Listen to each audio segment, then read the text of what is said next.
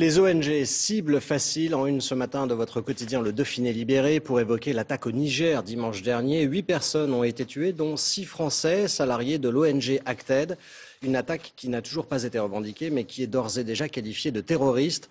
Cette association estime que sa sécurité n'est pas garantie par la communauté internationale. L'identité des victimes a été confirmée hier soir. Et ce sont bien des humanitaires engagés dans l'aide aux populations de la région qui ont été pris pour cible. Hugo Puffnet et Éric Pelletier. Elle avait 30 ans et voulait aider dans l'un des pays les moins développés au monde. Charline, tuée dimanche matin au Niger, humanitaire d'Acted et ancienne doctorante de l'université Aix-Marseille, qui a confirmé son décès hier soir. Nous ne l'oublierons pas, nous adressons nos sincères condoléances à son oncle, sa famille, ses amis et ses proches. Baccalauréat, master, doctorat, un parcours universitaire brillant, comme la plupart des victimes d'Acted.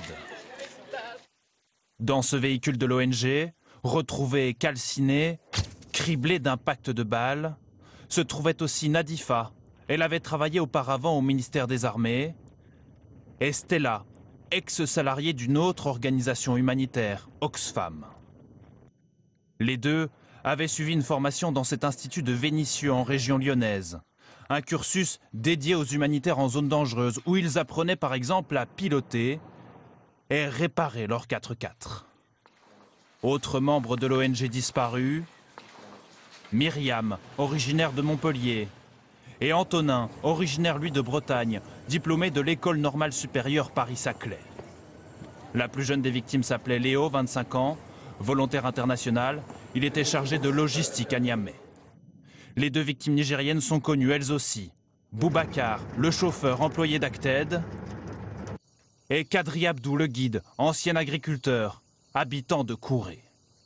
Depuis 20 ans, il emmenait les touristes à la rencontre de ces girafes Peralta, une espèce rarissime. C'était le président des guides locaux.